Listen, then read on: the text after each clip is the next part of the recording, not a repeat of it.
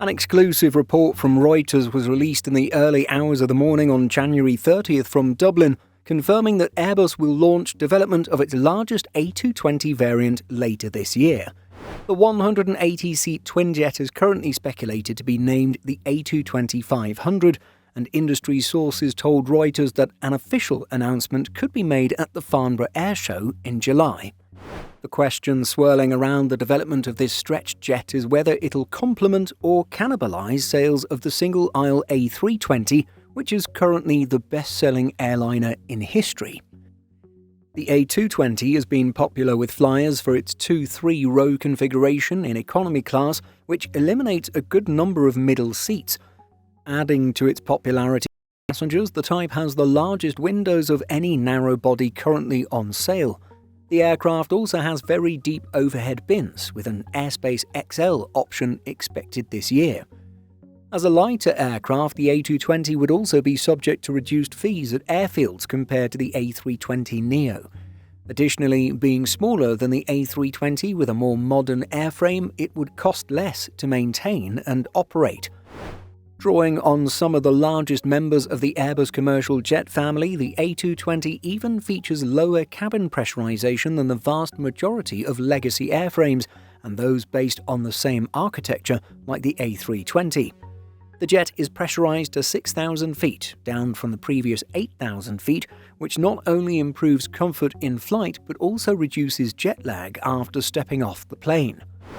When asked about the news, an Airbus spokesperson said the following: "A lot of work is underway to accelerate our ability to make a decision on a stretch."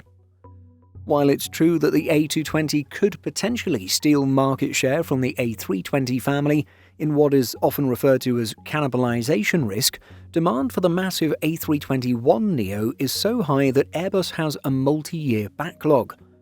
Launching the A220-500 would allow airlines to move smaller routes to the A220, freeing up assembly lines for the more profitable A321neo. This would prevent customers from having to wait for an extended period to modernize or expand their fleets.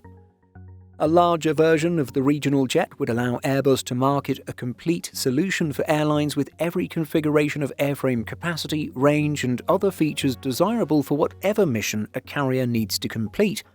Selling large-capacity A220 jets complements the A321 and A320 on specific itineraries, while still providing enough flexibility to potentially swap aircraft between routes when traffic or conditions change.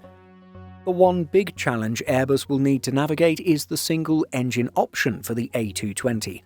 For the time being, the jet is exclusively powered by the continuously problematic Pratt & Whitney geared turbofan. At the same time, perhaps Airbus feels that PW will have worked out these issues sufficiently by the time the Dash 500 enters service. It would be more exciting if the Dash 500 has a second engine option, such as the less problematic CFM LEAP, but that's just wishful thinking. What do you think of the exciting A220-500 news? Are you looking forward to seeing this jet become a reality? Let us know by leaving a comment. In addition to our daily YouTube videos, Simple Flying publishes over 150 articles every week. If you're looking for the latest aviation news and insights, visit simpleflying.com.